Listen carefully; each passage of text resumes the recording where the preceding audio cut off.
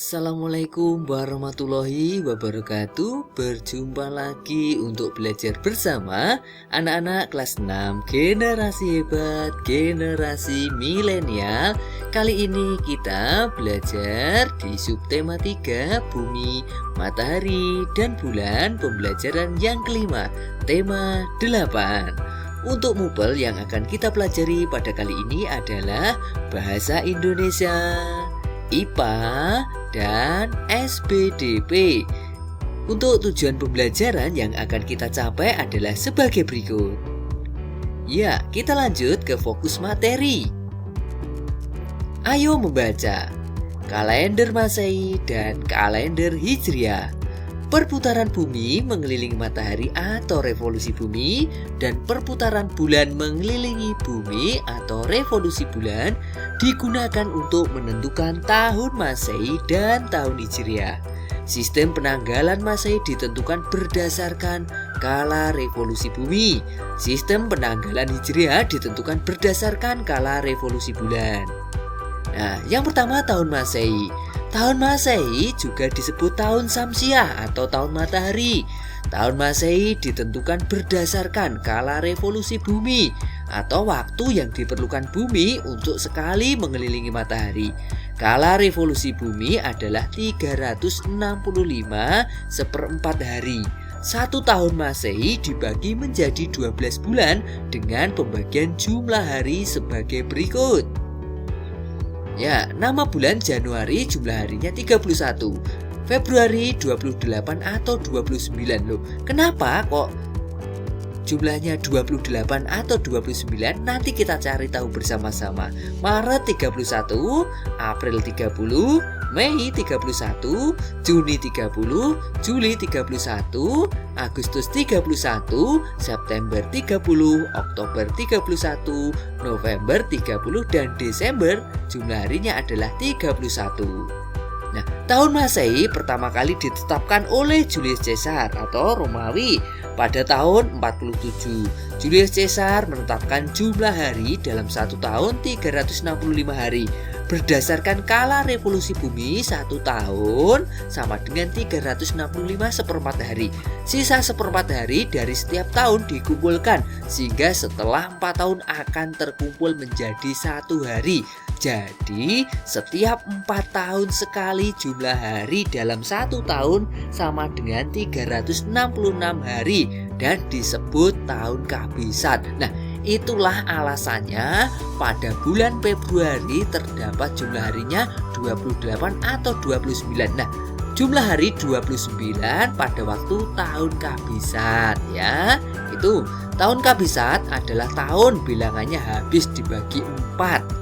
Ya, misalnya tahun 2000, 2004, dan 2008.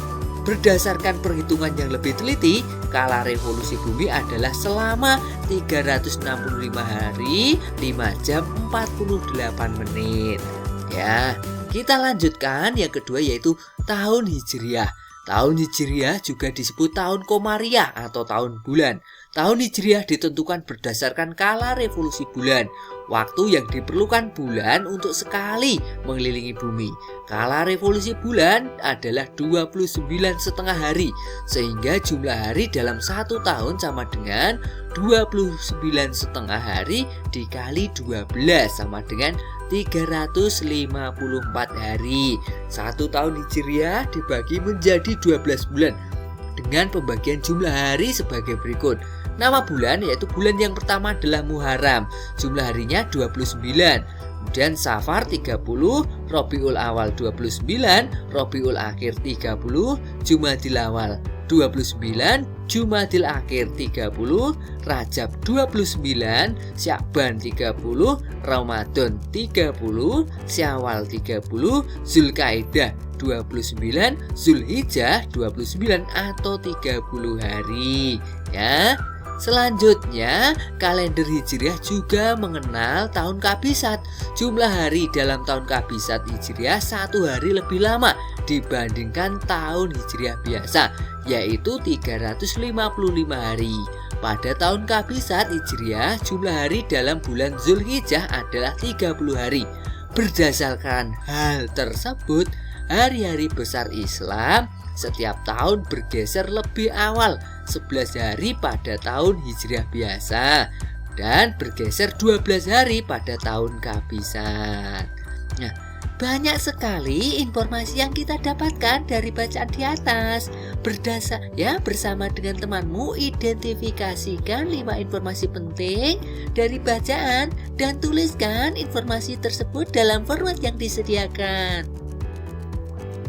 Nah, 5 informasi penting dari bacaan. Setelah kalian membaca teks tersebut tadi, kalian pasti bisa menemukan informasi penting. Nah, di sini saya akan mencoba membantu kalian untuk menemukan 5 informasi penting dari bacaan. Selanjutnya kalian bisa mencari informasi yang lain ya. Yang pertama, sistem penanggalan Masehi berdasarkan kala revolusi bumi. Sistem penanggalan Hijriah berdasarkan kala revolusi bulan. Kemudian yang kedua, tahun Masehi juga disebut tahun Syamsiah atau tahun matahari. 1 tahun Masehi dibagi menjadi 12 bulan. Kemudian tahun Masehi pertama kali ditetapkan oleh Julius Caesar, yaitu dari Romawi. Kemudian yang keempat, tahun Kabisat adalah tahun yang bilangannya habis dibagi 4. Yang kelima, tahun Hijriah juga disebut tahun Komariah atau tahun bulan. Nah, kalian bisa mencari informasi penting dari bacaan yang lain ya. Selanjutnya, dengan menggunakan informasi penting yang kamu temukan, buatlah ringkasan bacaan dengan menggunakan kalimatmu sendiri. Nah, kalian bisa menggabungkan informasi yang telah kalian tulis menjadi sebuah kesimpulan. Kemudian kalian tuliskan pada kolom kesimpulanku berikut ya. Kalian pasti bisa. Kita lanjutkan. Ayo berkreasi. Buatlah kelompok kerja yang terdiri atas 4 orang. Sajikan kembali informasi yang sudah kamu dapatkan sebelumnya tentang kalender Masehi dan Hijriah secara visual dengan membuat kalender. Buatlah 2 kalender dengan sistem penanggalan Masehi dan Hijriah yang dilengkapi dengan penjelasan tentang tahun Masehi dan Hijriah. Ya, persiapkan alat dan bahan yang dibutuhkan. Yang pertama, kertas gambar A3. Yang kedua, pensil warna atau spidol warna. Yang ketiga, kalender Masehi dan kalender Hijriah sebagai acuan. Nah, di sini saya akan berikan contohnya ya. Ini adalah contoh kalender Masehi. Nah, di situ terdapat kolom tanggal, bulan, ya, urutan penanggalan dalam 1 bulan, urutan bulan dalam 1 tahun, ya, terus ada tahun Masehi, gambar dekorasi, ya, itu. Kemudian yang kedua adalah contoh dari kalender atau tahun Hijriah. Nah, hampir mirip seperti kalender Masehi ya. Itu contohnya, kalian bisa membuatnya sendiri ya, membuat kalender. Nah, pada kalender Masehi tahun pertama yaitu Januari, sedangkan pada kalender Hijriah tahun pertama adalah bulan pertama adalah Muharram ya. Kalian pasti bisa membedakannya antara kalender Masehi dengan kalender Hijriah. Selanjutnya, presentasikan kalender yang kamu buat. Jelaskan bagian-bagian kalender dan bagaimana cara menggunakan kalender tersebut. Untuk membuat presentasimu menarik, buatlah reklame untuk mengiklankan presentasi yang akan kamu lakukan.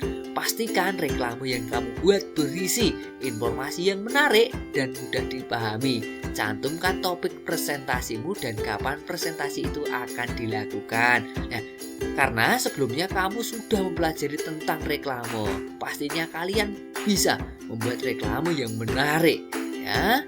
Itu ya, tetap semangat. Kemudian ayo renungkan. Tuliskan 5 hal baru yang kamu pelajari hari ini.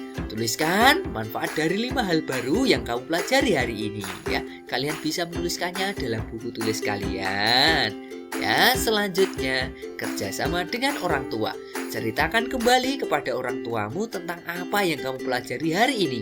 Mintalah orang tuamu memberikan 5 pertanyaan tentang hal yang kamu pelajari. Ya, terima kasih. Tetap semangat belajar ya.